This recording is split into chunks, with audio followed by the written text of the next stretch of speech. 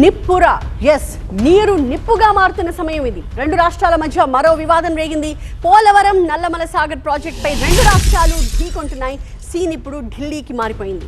తెలుగు రాష్ట్రాల మధ్య మరో జల జగడం గురించి మాట్లాడుకుంటున్నాం. పోలవరం నల్లమల సాగర్ లింక్ ప్రాజెక్ట్ పై రెండు రాష్ట్రాలు అమ్మి తుమి అంటున్నాయి. ఈ ప్రాజెక్ట్ పై తెలంగాణ న్యాయ పోరాటానికి సిద్ధమైంది. సుప్రీంకి వెళతాము అని తెలంగాణ అంటోంది. లీగల్ గా జవాబు చెప్తామని ఏపీ అంటోంది. తెలంగాణ తరపున సుప్రీంలో అభిషేక్ మను సింఘ్వి వాదనలు వినిపించబోతూ ఉన్నారు. పోలవరం బనకచెర్ల నల్లమల సాగర్ కేసుకు సంబంధించి ఢిల్లీలో సన్నాహక సమావేశం నిర్వహిస్తున్నారు మంత్రి ఉత్తమ్ కుమార్ రెడ్డి.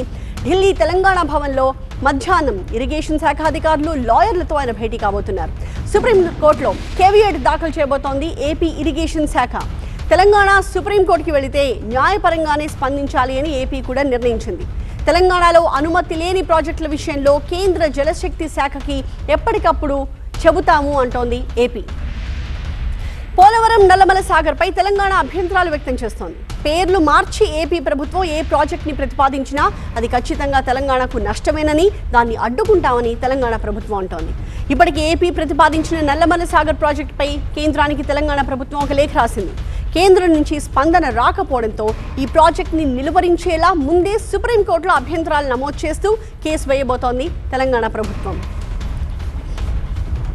మా ప్రతినిధి గోపి మనకి లైవ్ లో కనిపిస్తున్నారు. దీనికి సంబంధించిన లేటెస్ట్ డీటెయిల్స్ అందించడానికి. సో కేంద్ర ప్రభుత్వం నుంచి సరైన స్పందన లేని కారణంగానే సుప్రీంకోర్టుకి వెళ్ళాలి అని తెలంగాణ భావిస్తోంది. సో తెలంగాణ ఏ అంశాలని సుప్రీంకోర్టుకి నివేదించబోతోంది, దాన్ని ఏపీ ఏ రకంగా కౌంటర్ చేయబోతోంది గోపి? ఎస్, తెలుగు రాష్ట్రాల నీటి పంచాయతీ సుప్రీంకోర్టుకు చేరబోతోంది. ప్రధానంగా ఇప్పటికే కృష్ణా గోదావరి ట్రిబ్యునల్స్లో అనేక వివాదాలు కొనసాగుతున్న పరిస్థితి. ఇప్పుడు తాజాగా ఈ పోలవరం బనకచెర్లను మారుస్తూ నల్లమల సాగర్ ప్రాజెక్ట్ని తెర మీదకి తీసుకొచ్చింది ఏపీ ప్రభుత్వం. సో దీన్ని కూడా తెలంగాణ వ్యతిరేకిస్తుంది.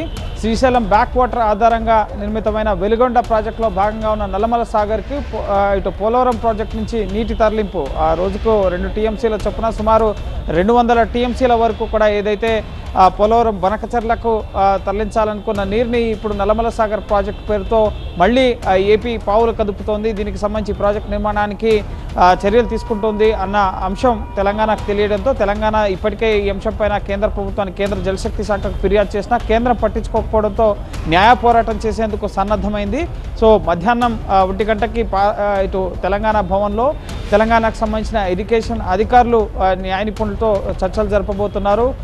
తెలంగాణ నీటిపారుదల శాఖ సలహాదారులు ఆదిత్యనాథ్ దాస్, అలాగే సెక్రటరీ రాహుల్ బొజ్జా ఈ సమావేశంలో పాల్గొంటారు. అనంతరం మధ్యాహ్నం 2:30 సుప్రీంకోర్టు సీనియర్ న్యాయవాది అభిషేక్ మను సింఘ్వితో చర్చించడం జరుగుతుంది. ఇటు మరోపక్క ఏపీ కూడా కేవియట్ పిటిషన్ వేసేందుకు సన్నద్ధమవుతున్న పరిస్థితి. నీటి ప్రాజెక్టుల విషయంలో తెలంగాణ మా ప్రాజెక్టులను అడ్డుకుంటుంది, ముందస్తుగా తెలంగాణ పిటిషన్ విచారించే ముందు మా వాదన కూడా వినండి అని చెప్పి ఏపీ ప్రభుత్వం కూడా కేవియట్ పిటిషన్ వేసేందుకు సన్నద్ధమవుతుంది. సో న్యాయపరంగా లీగల్గా ఏ అంశాలని పిటిషన్లో చేర్చాలి, తెలంగాణ నీటి ప్రయోజనాలను కాపాడేందుకు ఇప్పటికే గోదావరి అలాగే కృష్ణా ట్రిబ్యునల్స్ ముందున్న ముఖ్యంగా నీటి కేటాయింపులు కానీ, మిగులు జలాలు, నికర జలాలు, అలాగే సముద్రంలో వృధాగా పోయే జలాలకు సంబంధించి నీటి కేటాయింపులు ఈ రెండు రాష్ట్రాల మధ్య ఉన్న పంచాయతీలకు సంబంధించిన విచారణలు కొనసాగుతున్న తరుణంలో కొత్త ప్రాజెక్టులకు సంబంధించిన అంశాల విషయంలో కేంద్రం రెండు రాష్ట్రాలను ముఖ్యంగా మధ్య ఉన్న పంచాయతీలని సద్దుమణిగింపజేయడంలో విఫలం కావడంతోనే ముఖ్యంగా గతంలో కూడా ఈ తరహా పరిస్థితులు వేరే రాష్ట్రాల మధ్య తమిళనాడు, కర్ణాటక మధ్య వచ్చినప్పుడు సుప్రీంకోర్టుకు వెళ్ళినా కూడా సుప్రీంకోర్టు కేంద్ర ప్రభుత్వం వీరిద్దరితో సమావేశాలు ఏర్పాటు చేసి నీటి పంచాయతీని పరిష్కరించాలని చెప్పి సూచించిన పరిస్థితి. సో ఇప్పుడు అటువంటి డైరెక్షన్స్ కోర్టు నుంచి రాకుండా న్యాయపరంగా ఇటు ఏపీ ప్రాజెక్టులపై స్టే విధించే విధంగా ఎటువంటి చర్యలు తీసుకోవాలనే అంశానికి సంబంధించి న్యాయపరమైన సమీక్షలు జరుగుతున్నాయి. సో చూడాలి మరి ఈ న్యాయ పోరాటంలో ముఖ్యంగా ఎటువంటి ఫలితాలు ముఖ్యంగా రెండు రాష్ట్రాలు పొందుతారు, కోర్టు ఎటువంటి ఆదేశాలు ఇస్తుంది, కేంద్రం జోక్యం చేసుకుంటుందా, ఏం జరగబోతుందని మనం వేచి చూడాలి. Right, thank you Gopi. ఇక సీఎం